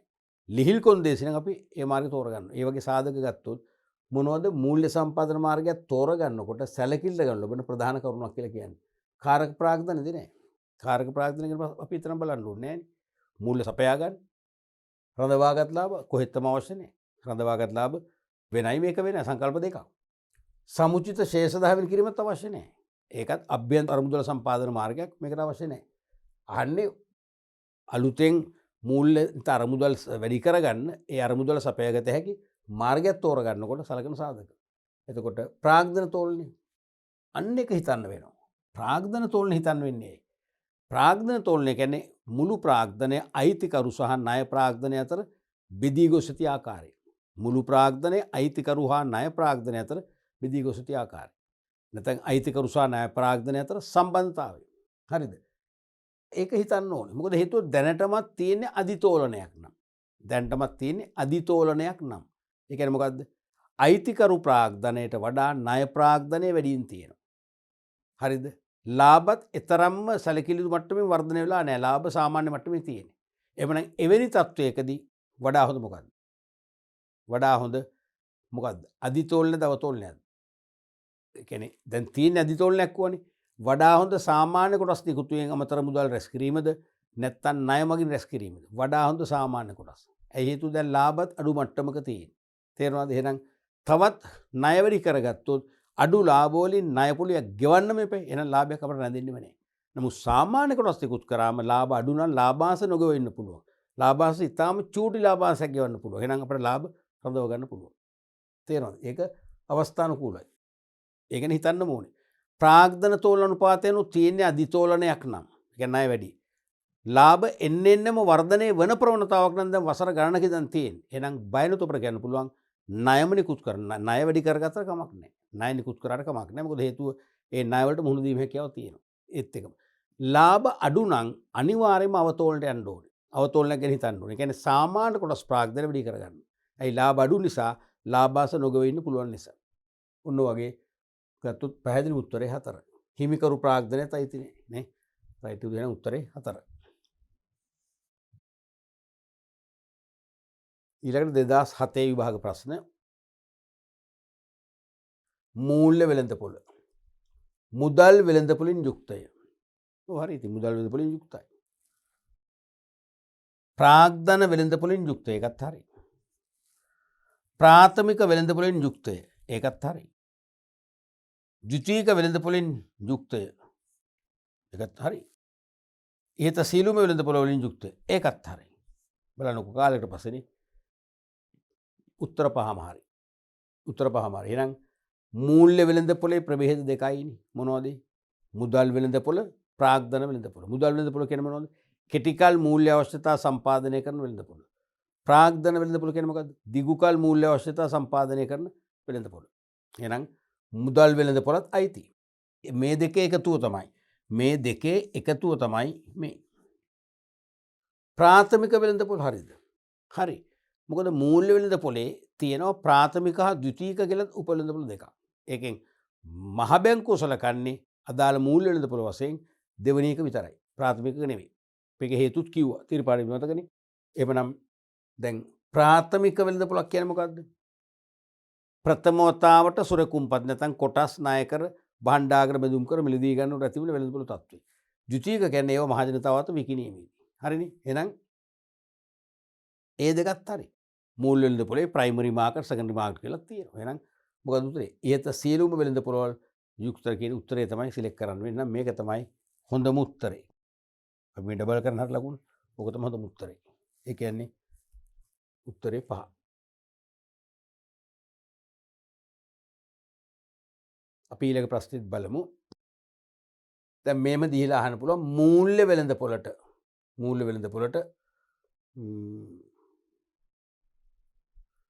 අයත් නැති මූල්‍ය වෙළඳ පොළට අයත් නැති උපවෙළඳ පොළක් වන්නේ. කිව්වොත් මෙන්න මේ උත්තර පහෙන් 4ක් අරගෙන එකක් දාන්න පුළුවන් ඔබට බොරු උත්තරයක්. මේක හදන්න ලීසේ උත්තරයක් මේකේ තියෙනනේ. 4ක්ම අයින් කරලා එකක් දානවා ව්‍යාජ උත්තරයක්. එහෙනම් මොකද වෙන්නේ? උත්තරේ මූල්‍ය වෙළඳ පොළ ගැන අර්ථකථනයක් නිසියාකාරව නොදැක්වෙන්නේ කියලා හෙව්වොත් එහෙනම් උත්තරේ අර ඕගොල්ලෝ හදන එක. පැහැදිලිනේ? රයිට්. අපි ඊළඟ ප්‍රශ්නෙට යමු. 29 වෙනි ප්‍රශ්නේ. අයිතිකරුගේ හිමිකාරත්වය ඕනර්ස් ඉක්විටි. අයිතිකරුගේ හිමිකාරත්වය දැක්වෙන සමීකරණය තෝරන්න. අයිතිකරුගේ හිමිකාරත්වය දැක්වෙන සමීකරණය තෝරන්න. ඕනර්ස් ඉක්විටි. ඒ කියන්නේ අයිතිකරු ගැන කවුද මෙතන? සමාගමක විශේෂයෙන්ම සාමාන්‍ය කොටස් හිමියෝ. සමාගමක සාමාන්‍ය කොටස් හිමිය තමයි සැබෑ අයිතිකරුව වෙන්නේ සමාගමකදී. නැත්නම් හවුල් ව්‍යාපාරයක නම් හවුල්කරු, තනි පුද්ගල ව්‍යාපාරයක නම් තනි අයිතිකරුනේ. කොහොම හරි අයිතිකරුගේ හිමිකාරත්වය, ඒ කියන්නේ එයාට ව්‍යාපාරය සම්බන්ධයෙන් ලැබෙන අයිතිය පිළිබිඹු කරන ක්‍රමය. අයිතිකරුගේ හිමිකාරත්වය සමානයි ආයෝජිත ප්‍රාග්ධනයට එකතු කරනවා සමුචිත රඳවාගත් ඉපයුම්. හරිද ඒක? හරිනේ. දැන් ඔය අපි ප්‍රාග්ධන තෝලන අනුපාත එහෙම ගණනය කරද්දී සුද්ධ අගේ මත ඉපෙවුම් අනුපාතය ගණනය කරද්දී අපි සුද්ධ අයිතිය කියලා ගත්තේ සැබෑ අයිතිකරු ප්‍රාග්ධනනේ. මොනවද? සාමාන්‍ය කොටසුයි සංචිතයි දෙකේම එකතු. සාමාන්‍ය කොටස් සහ සංචිත කියන දෙකේම එකතුනේ ගත්තේ. තේරුණාද? එහෙමනම් සීමිත සමාගමක සැබෑ අයිතිකරුව වෙන්නේ සාමාන්‍ය කොටස් හිමියෝ. ඒගොල්ලන්ගේ ඒ අයිතිය වැඩි කරනවා සංචිත මගින්. ඇයි? සුද්ධ ලාභයෙන් බදුත් ගෙවලා වර්ණ ලාභාංශත් ගෙවුවට පස්සේ ඉතුරු මුළු ලාභයම අයිති සාමාන්‍ය කොටස් හිමියන්ටයි. නමුත් ඒ මුළු ලාභයම ඒගොල්ලන්ට බෙදන්නේ නැහැ කියලා මම හැමදාම ඔබට සිහිපත් කරා මතක ඇති. ඒකෙන් වැඩි කොටසක් මොකද කරන්නේ? රඳව ගන්නවා. සංචිත කරනවා. අනාගත ව්‍යාපාර පුළුල් කිරීම ඉදි කිරීම සඳහා පාවිච්චි කරන්නේ. අඩු කොටසක් තමයි ලාභාංශ වශයෙන් ප්‍රාග්ධනයේ ප්‍රතිලාභ වශයෙන් බෙදා දෙන්නේ. එහෙමනේ වෙන්නේ. තේරුණාද? එතකොට එහෙම සාමාන්‍ය කොටස් හිමියන්ට අයිතිලාභයෙන් තමයි මේ සංචිත ඇති කළේ. එහෙනම් කවදා හරි සමාගම ඈවර කරනකොට ඒ සංචිතේ භාවිතා කරලා නැත්නම් ඒ සංචිතේ කාටද අයිති? අන් කිසි කෙනෙකුට අයිති නෑ. අයිති සාමාන්‍ය කොටස් හිමියන්ට. ඒ නිසා සාමාන්‍ය කොටස් හිමියන්ගේ අයිතිය වැඩි වෙන්න බලපාන නිසා තමයි සාමාන්‍ය කොටසුයි සංචිතයි දෙකම එකතු කරලා අයිතිකරු ප්‍රාග්ධනය කියලා කියන්නේ. එහෙමනම් අයිතිකරුගේ හිමිකාරත්වය කොහොම? ආයෝජිත ප්‍රාග්ධනය. එයා මිලදී ගත කොටස් වෙන්න පුළුවන්. හවුල් ව්‍යාපාරිකයේ යෙද වූ ප්‍රාග්ධනය වෙන්න පුළුවන්. අනික සමුචිත රඳවාගත් ඉපෙවුම්. එහෙනම් ඒ කියන්නේ මොකද? සංචිත කියන එකම තමයිනේ. රඳවාගත් ඉපෙවුම්. ලාභ උපයගෙන බෙදලා නැහැ. රඳවගෙන තියෙන සංචිත. රඳවාගත් ඉපෙවුම් කියන්නේ මොකද්ද? සංචිත. තේරෙනවද? සමුචිත කියන්නේ මොකද්ද? දැන් අවුරුදු කීපයක මේක එකතු වෙච්ච මේ සංචිත වල එකතු. මම හිතන්නේ ඒක තමයි උත්තරේ හරි. ආයෝජිත ප්‍රාග්ධනය දැන සුද්ධ ලාභය වැරදීනේ. ඒක නෙවෙයි හිමිකාරත්ව ප්‍රාග්ධනය කියන්නේ. මුළු සුද්ධ ලාභය හම්බෙන්නේ නැහැනේ. හම්බෙන්නේ රඳව ගන්න ලාභය විතරයි. සුද්ධ ලාභයෙන් තව බදු අයින් කරන්න තියෙනවා. වර්ණ ලාභය අයින් කරන්න තියෙනවා. සංචිත අයින් කරන්න තියෙනවා. තාම නැතෙන්ට. ආයෝජිත ප්‍රාග්ධනය දැන මුළුවත්කම්. ආයෝජිත ප්‍රාග්ධනයයි මුළුවත්කම් තමයිලු අයිතිකරු හිමිකාරත්වය නෑනේ. ඒතර වැරදීනේ. ඒතර මොකද? ඩබල් වෙනවනේ. ඇයි? ආයෝජිත ප්‍රාග්ධනය හරි. අයිතිකරු යෙදූ ප්‍රාග්ධනය අපි තුමු ලක්ෂ 10යි කියලා. තේරුණාද? ඒකම මුළුවත්කම් තියෙන ලක්ෂ 8ක්. එහෙනම් ඒකත් එකතු කරලා ඒතර ලක්ෂ 18ක් වෙනවා. එහෙම වෙන්න බෑනේ. ඇයි හේතුව? මේ ආයෝජිත ප්‍රාග්ධනය ලක්ෂ 10 නම් ඒ ලක්ෂ 10න් තමයි ලක්ෂ 8 කැප කළේ. ඒ නිසා මේකෙන් අපිට එහෙම ගණන් බලන්න බෑ. ආයුධ ප්‍රාග්ධනය ලක්ෂ 10න් තමයි සල්ලි අරගෙන මේ වත්කම් බිහි කරන්නේ. මිසක් මෙතන ලක්ෂ 10ටයි 18ක් කියලා ගන්න බෑ. තේරුණාද? ඒකත් ගන්න බෑ. මුළුවත්කම් දන සුද්ධලාභේ වැරදි. මුළුවත්කම් දන සමුචිත රඳවාගත් ඉපෙවුම් ඒත් වැරදි. හොඳම උත්තරේ මොකද්ද? ආයෝජිත ප්‍රාග්ධනය දන සමුචිත රඳවාගත් ඉපෙවුම්. මේ තේරුණා? මුළුවත්කමකුත් වැරදි. ආයෝජිත ප්‍රාග්ධනය. එහෙනම් උත්තරේ 1. උත්තරේ 1. අපි බලමු ඊළඟ ප්‍රශ්නයත්. අභ්‍යන්තර මූල්‍ය සම්පාදන මාර්ගයකි. තේරෙනවද? මූල්‍ය සම්පාදන මාර්ගය හැමදාම ඇහුව නේද? හොඳට මතක තියාගන්න අහනවා කියලා. අභ්‍යන්තර කල්බදු බාහිරයිනේ. බාහිර මූල්‍ය ආයතනකින් අපි ගන්න ලීසින් කම්පැනි ගන්න බාහිරයි. ඒක ගන්න බෑ. මේක උන ලියමු බාහිර කියලා. මේක බාහිර. සාමාන්‍ය කොටස් නිකුත් කිරීම. ඒකත් බාහිරනේ. ඇයි? ආපසු ගෙවන්න ඕනේ ඒක. ආපසු ගෙවන්න එපා. ඒ වගේ මේක මොකද්ද? අයිතිකරු. හිමිකරු. හිමිකරු ප්‍රාග්ධනය. හිමිකරු ප්‍රාග්ධනය. තේරුණාද? දෙකටම අයිති. වර්ණීය කොටස් ඒකත් එහෙමයි. ඒක බාහිර නමුත් ණය ප්‍රාග්ධනයට අයිති වෙන්නේ. ණය.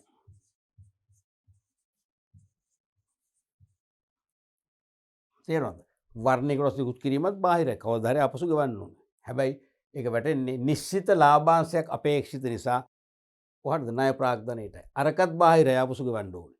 නමුත් සාමාන්‍ය කොටස් වලට නිශ්චිත ලාභාංශයක් ඉල්ලන්නේ නැහැ, ගෙවන්නේ නැහැ. ඒ නිසා ඒගොල්ලෝ තමයි සැබෑ අයිතිකරු. එහෙනම් හිමිකරු ප්‍රාග්ධනයටත් අයිති වෙනවා. ඊළඟට වත්කම් විකිණීම. මොකද්ද? අන්න අභ්‍යන්තරයි. වත්කම් විකුණනවා. අතිරික්ත වත්කම විකුණනවා. මොකද අපේ වත්කමක් අඩු වෙනවා. ඒ ලැබෙන සල්ලි අපි කාටවත් බෙදන්න ලෑස්ති නැහැ. ගෙවන්න බැදීමක් නැහැ. ඒක අපේ. එහෙනම් ඒක අන්න අභ්‍යන්තර. ඒක තමයි උත්තරේ. මේක තමයි උත්තරේ මම හිතන්නේ. ණය සාධ්‍යකරණය. ඔව්. ඒ කියන්නේ මට මම බහඬ ණයට වික්කා. ණය ගැතියන්ගෙන් මට මුදල් ලැබෙන්න තියෙනවා. හැබැයි තව කල් තියෙනවා. මාස 4ක් ණය කාලයක් මම ලබා දුන්නා. තාම මාසය ගියේ. තව මාස 3ක් තියෙනවා. මාස 3කට පස්සේ ගන්නට ලාභයි.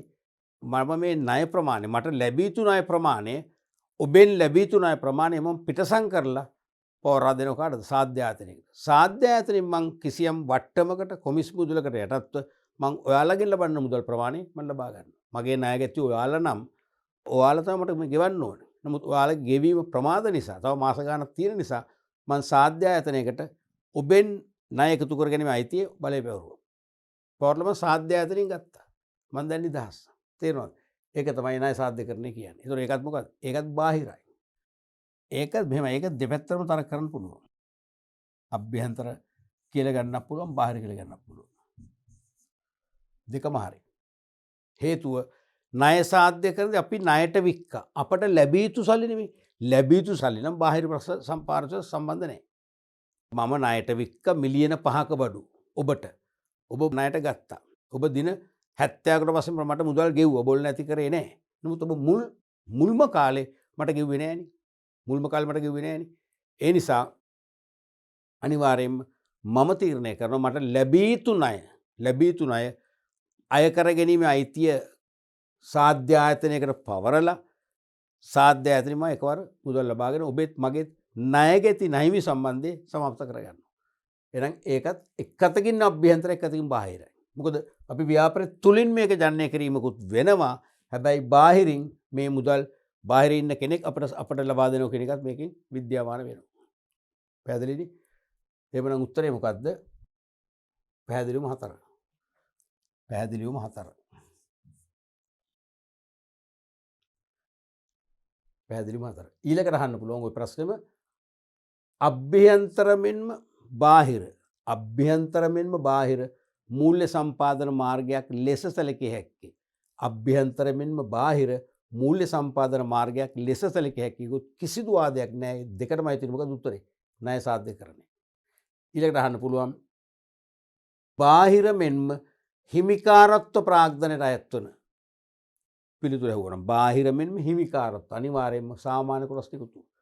අයිතිකරු ප්‍රාග්ධනයට අයිති බාහිරට ගෙවන්න ඕන නිසා බාහිර මාර්ග වලට වැටෙනවා. ඊළඟට අහන්න පුළුවන් බාහිර ණය ප්‍රාග්ධනයට අදාළ නිවැරදි පිළිතුරු.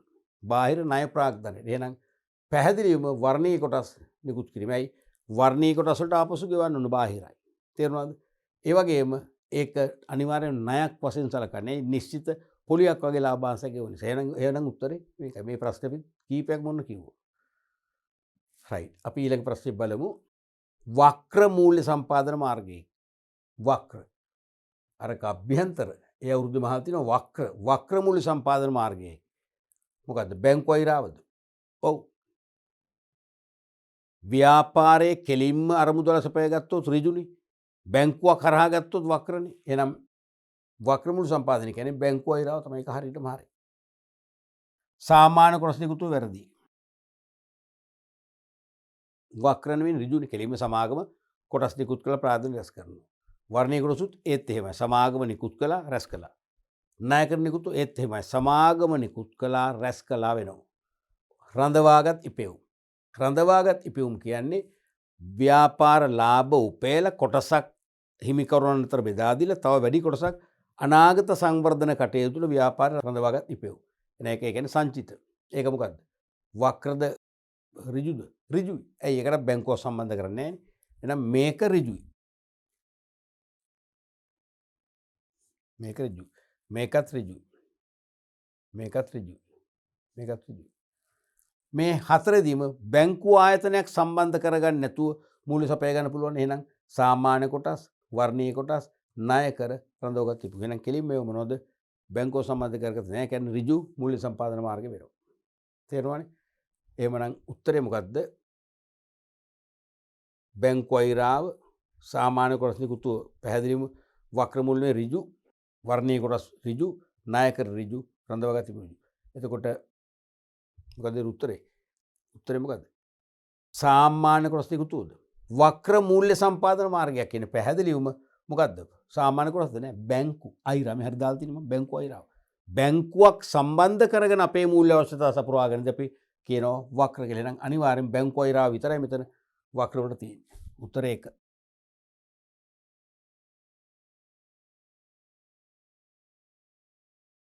උත්තරේ 1. උත්තරේ 1. ඊළඟට අහන්න පුළුවන් මේකෙම අහන්න පුළුවන් අයිතිකරු ප්‍රාග්ධනය සහ ණය ප්‍රාග්ධනය අතර දෝලනය වීමට බලපෑමක් නොවන මූල්‍ය සම්පාදන මාර්ග. අයිතිකරු ප්‍රාග්ධනය සහ ණය ප්‍රාග්ධනය අතර දෝලනයව සම්බන්ධයනේ තෝලනුපාතය කිව්වේ. එහෙනම් අයිතිකරු ප්‍රාග්ධනය හා ණය ප්‍රාග්ධනය කියන දෙකටම සම්බන්ධ නොවන දෝලනය නොවන මූල්‍ය සම්පාදන මාර්ගය ඇහුවොත් මොකක්ද දෙන්නේ? බැංකු අයිරාව පමණයි. බැංකු අයිරාව පමණයි. තේරෙනවද? ඒ කියන්නේ ඒකෙදි බැංකුවකින් තමයි අයිරාව ගත්තේ. ඒ කියන්නේ මූල්‍ය අතරමැදිකරණයක් තියෙනවා. තේරෙනවද? ඔව්. එතකොට බැංකු අයිරාව තමයි ගන්න පුළුවන් කිම උත්තරේ. හේතුව මේ සාමාන්‍ය කොටස් අයිතිකරු ප්‍රාග්ධනයට යනවා. වර්ණීය කොටස් සහ ණය කර ණය ප්‍රාග්ධනයට යනවා. තේරුණාද? එතකොට රඳවාගත් ඉපෙවුම් සංචිත. ඒක අතර එන කොහොමද? අයිතිකරු ප්‍රාග්ධනය. එහෙනම් අයිතිකරු සහ ණය ප්‍රාග්ධනය අතර දෝලනයේ නොවන හැවුවොතින් එකම උත්තරේ මොකද්ද? බැංකු අයිරාව තමයි. පැහැදිලිද? රයිට්. අපි බලමු ඊළඟ ප්‍රශ්නය. ඉහළ මට්ටමේ සුරක්ෂිතතාවක් සහිත පොලි ආදායමක් සහ ද්‍රවශීලතාව ගෙන දෙන වඩාත්ම යෝග්‍ය ආයෝජනය වන්නේ. ඉහළ මට්ටමේ සුරක්ෂිතතාවක් කියන ලොකු ආරක්ෂාවක් ලැබෙන සහිත පොලි ආදායමක් සහ ද්‍රවශීලතාව ගෙන දෙන. හරිද? ඉහළ මට්ටමේ ආරක්ෂාවක් තියෙනවා. පොලි ආදායමකුත් තියෙනවා. ද්‍රවශීලතාවත් ගෙන දෙනවා. කියන්නේ ද්‍රවශීලතාවත් ඉහළයි. අපිට පහසුවෙන් මුදල් බවට පත් කරගන්න පුළුවන්. වඩාත්ම යෝග්‍ය ආයෝජනය වන්නේ. මොකක්ද උත්තරේ? 1 භාණ්ඩාගාර බැඳුම් කර, 2 භාණ්ඩාගාර බිල්පත්, 3 සාංගමික ණය කර, 4 සාමාන්‍ය කොටස්, 5 ඒකක භාරයි. මොකක්ද වඩා හොඳ? දැන් භාණ්ඩාගාර බැඳුම් කර කියන්නේ රජය වෙනුවෙන් භාණ්ඩාගාර වෙනුවෙන් මහ බැංකුව නිකුත් කරන මෙඩිකල් ණය උපකරණයනේ. භාණ්ඩාගාර බිල්පත් කියන්නේ භාණ්ඩාගාරය වෙනුවෙන් මහ බැංකුව නිකුත් කරන කෙටිකල් ණය උපකරණය. රජයට මහජනයාගෙන් කෙටිකල් ණය රැස් කරගන්න. සාංගමික ණය කර කියන්නේ සීමිත පොදු සමාගමක් නිකුත් කරන ණය කරන්නේ මෙඩිකල් හෝ දීකල් ණය ගන්න. සාමාන්‍ය කොටස් කියන එක දන්නවා. ඒකක භාරය කියන්නේ වෙනම කතන්දරයක්නේ. ආයෝජකයන්ගේ අරමුදල් රැස් කරලා ආයෝජන කලබක ආයෝජනය කරලා ආදායම් උපදවා දෙන භාරකාර ආයතනයක්. මේකෙන් ඇහුවේ ඉහළ මට්ටමේ සුරක්ෂිතතාවක්. දැන් සාමාන්‍ය කොටස් වල පව ලොකු ආරක්ෂාවක් නැහැ. සමාගම බංකුවල තුනත් කරන්න දෙයක් නැහැ. අපි කියන සොරි තමයි කියලානේ. ඒ වගේනේ. එතකොට ඉහළ ආරක්ෂාව ඒකක භාරෙත් තියෙනවා. භාණ්ඩාගාර බෙදුම් කරෙත් තියෙනවා. භාණ්ඩාගාර බිලෙත් තියෙනවා. සාංගමික ණය කරත් වත්කම් අපතබුත් තියෙනවා නැත්තන් නෑ. එතකොට පොලි ආදායමකුත් ලැබෙන්න ඕන. ද්‍රව්‍යශීලතාව ඉක්මනින් මුදල් කර ගැනීම හැකියාව තියෙන්නත් ඕන. එහෙම ගත්තොත් මොකක්ද හොඳම? දැන් සාමාන්‍යයෙන් ඔබ දන්නවා ආයෝජන මාර්ගයක් දීර්ඝ කාලින වෙන්න අවදානම් වැඩි. අවදානම් වැඩි කියන ආරක්ෂාව නැහැ. දැන් ඒකක සංගතය පොව නැත්නම් මේකට උත්තරයක් වශයෙන් අපිට මැච් කරන්න පුළුවන්, ගලපන්න පුළුවන්. නමුත් ඒකක සංගතයේ දිගු කාලීන ආයෝජන මාර්ගයක් ඔස්සේ යන්නේ. ඒතර අවදානම් වැඩි. තේරෙනවද? එහෙනම් ආරක්ෂාව කියන්නේ කෙටි කාලයක් තුල තියෙන නිසා අපට ආරක්ෂාව සහතික වෙනවා දිගු කාලයකට වඩා. ඒ වගේම පොලි ආදායමක් ලැබෙනවා. අනික පහසුවෙන් ද්‍රවශීලතාවට පත් කරගන්න පුළුවන්. දැන් භාණ්ඩාගාර බිල් හිතන්නකෝ. භාණ්ඩාගාර බිල් අපිට සල්ලි හදිස්සේ නම් වාණිජ බැංකුවකට මේ දැන්ගෙන හිල්ලා දැන් බැංකුව විවෘත කරපු වෙලාවක් නම් දැන් පුළුවන් වට්ටම් කරලා සල්ලි ගන්න. ලේසි. භාණ්ඩාගාර බෙදුම් කර එහෙම ලේසියෙන් වට්ටම් කරන්න බෑ. තේරුණාද? අනික භාණ්ඩාගාර බිලක් මට සල්ලි හදිස්සේ නම් බැංකුව වහලා නම් මට ඔබට පවරන්න පුළුවන්. ඔබට විකුණන්න පුළුවන්. ඔබෙන් සල්ලි ගන්න ඔබ ගන්නවා. ඒ කෙටි කාලීනයි. ඔබට තව මාස 2ක් 3ක් යනකොට මේක කල්පේන උපරිම අවුරුද්දයිනේ. නමුත් භාණ්ඩාගාර බෙදුම් කරගත්තොත් අවුරුදු 5ක් තියෙනවා. තාම අවුරුද්දයි ගිහිල්ලා තියෙනවා. අවුරුදු 4ක්ම බලන් ඉන්න එපා. ඔබ වුණත් ගන්නෙ නැහැ. ඒ නිසා මුදල් බවට පත් කර ගැනීම හැකියාව කියන පොයින්ට් එකෙන් තමයි මේක අල්ලන්න පුළුවන්. එහෙම ඇල්ලුවොත් උත්තරේ භාණ්ඩාගාර බිල්පත්. නැත්තම් මේකට ඒකක බාරත් හරි. තේරෙනවද? එහෙනම් උත්තරේ 2. එතකොට මේකම අහන්න පුළුවන් ඉහළ මට්ටමේ සුරක්ෂිතතාවක් ඉහළ මට්ටමේ සුරක්ෂිතතාවක් සහිත ඉහළ ආදායම් උපද්දවන්න පුළුවන් බැංකුවක භාරකාරත්වය යටතේ ක්‍රියාත්මක වන ආයෝජන මාර්ගය. ඉහළ ආරක්ෂාව, ඉහළ ආදායම බැංකුවක භාරකාරත්වයේ කස්ටෝඩියන් බැංක් කියන්නේ බැංකුවක භාරකාරත්වයේ යටතේ ක්‍රියාත්මක වන ආයෝජන හෙවොත් කිසිදු ආදායක් නැහැ ඒකක භාරය තමයි තියෙන්නේ. මොකද ඒකක භාරයේ අරමුදල් වලට විතරයි වාණිජ බැංකුවක් භාරකාරත්වය දරන්නේ. තේරෙනවද? එහෙනම් භාරකාර බැංකුවක් තියන්නේ ඒක වලට විතරයි. එහෙනම් ඒක එහෙම ගත්තොත් උත්තරේ 5. ඒ වගේ විකල්පත් හිතන්න මේ වගේ. තේරුණාද? ඊළඟට 33 ප්‍රශ්නේ. කොටස්වල මිල වෙනස් වීම සහ ලාභාංශ යන සාධක දෙකෙන් ලැබෙන ප්‍රතිලාභ පෙන්눔 කරන දර්ශකය. මේක ලේසි. කොටස්වල මිල වෙනස් වීම එකක්. එකක් මිල වෙනස් වීම. හරිනේ පළවෙනි එක. අනිත් එක ලාභාංශ. ලාභාංශ ආදායම. කොටස්වල මිල වෙනස් වීම කියන්නේ මිල ඉහළ යාමයි ලාභාංශයි කියන දෙකම ගත්තම එනවා මුළු ප්‍රතිලාභය. ඒ මුළු ප්‍රතිලාභේ පදනම් කරගෙන හදන මේ කොටස් මිල දර්ශකය මේ අහන්නේ. මොකද්ද? සියලු කොටස් මිල දර්ශකය නෙවෙයි. සංවේදී මිල දර්ශකය නෙවෙයි. මිලංකා දර්ශකයක් නැවත එන්නේ නැහැ. මොකද මේ අවුරුද්ද වන විට S&P ශ්‍රී ලංකා 20 ඉන්ඩෙක්ස් එක ඇවිල්ලා නැහැ. ඊට පෙර තිබුණු මිලංකා. දැන් මිලංකා වෙනුවට තමයි තේරෙනවද? මිලංකා වෙනුවට තමයි S&P ශ්‍රී ලංකා 20 ඉන්ඩෙක්ස් එක ආවේ මිලංකා වෙනුවට. දැන් මිලංකා වචනේ එන්නේ නැහැ අපව.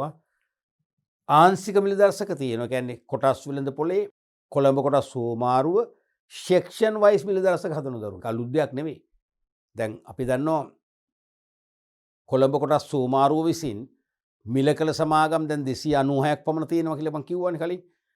මිලකල සමාගම් 296ම සමාන කර්මාන්ත ශේෂ්ත්‍ර 20කට නැත්නම් සමාන ව්‍යාපාරික අංශ 20කට වෙන් කරලා තමයි අර ප්‍රධාන පූර්ව දිරිසවි පූර්ව වගේ ප්‍රධාන පූර්ව දෙවන පූර්ව මේන් බෝඩ් සෙකන්ඩ් බෝඩ් වල නම දාන්න. ඒ කොටස් වෙළඳපොලේ ලියාපදිංචි කරනවා කියන්නේ පූර්ව දෙකෙන් එකකට නම ඇතුළත් කරන එකනේ. ඇතුළත් කරන්නේ ව්‍යාපාර අංශ අනුව. දැන් රක්ෂණ ශ්‍රේෂ්ඨේ එකක්. රක්ෂණ ශ්‍රේෂ්ඨ නම් ඒ ශ්‍රේෂ්ඨේ දානවා. රක්ෂණ අංශය, මූල්‍ය අංශය, ප්‍රවාහන අංශය, ඒ වගේම නිෂ්පාදන අංශය, තේරුණාද? අපනයන අංශය, ඔය වගේ අංශ 20ක් බෙදලා තියෙනවා. මෙන්න මේ අංශ 20ට වෙන වෙනම මිල දර්ශක හදනවා. අපි තුමු රක්ෂ ශ්‍රේෂ්ඨේ මිලකල සමාගම් තියෙනවා කියලා 25ක්. ඒ 25ේ මිල ගණන් සහ විකුණුම් ප්‍රමාණ සැලකිලිට අරගෙන මොකද්ද ඕල් ෂෙයා ප්‍රයිස් ඉන්ඩෙක්ස් එක හදනවා. එතකොට ඒක ආංශිකයි. සියලු කොටස් මිල දර්ශකයක් තමයි රක්ෂණ අංශෙ විතරයි. අපි ගමු නිෂ්පාදන අංශයේ තියෙන කෙනෙකු මිලකල සමාගම් 35ක්. ඒ 35 වෙනස් වූ මිල ගණන. කියන්නේ ඒ 35 තුල ඒ 35ට අදාළව අද නිෂ්පාදන අංශයේ සමාගම් 25ක් තියෙනවා නම් ඒ සමාගම් 25 අද විකිණිච්ච මිල ගණන සහ ප්‍රමාණ අරගෙන අර ඕල් ෂෙයා ප්‍රයිස් ඉන්ඩෙක්ස් එක මතන සිග්මා P1 වැඩි කිරීම Q1 බෙදීම සිග්මා P0 වැඩි කිරීම Q0 වැඩි කිරීම 100 හරි නැත්නම් 1000. ඒ දර්ශකයට ඒ වගේ ඒ දර්ශක සූත්‍රයට ගලපනවා ආංශික වශයෙන්. එක අංශවල එක අංශයක මිලකල සමාගම් 20යි. ඒකේ දත්ත අරගෙන. ඊළඟ අංශයේ මිලකල සමාගම් 10යි. ඒකේ දත්ත අරගෙන. ඒව තමයි ආංශික මිල දර්ශක කියන්නේ. ඒක ප්‍රධාන ඒවා නෙවෙයි. සියලු කොටස් මිල දර්ශකයක්මයි එක සෙක්ෂන් එකකට හදාන්නේ. තේරුණාද? මුළු ප්‍රතිලාභ දර්ශකය උත්තරේ මොකද්ද? මුළු ප්‍රතිලාභ දර්ශකය.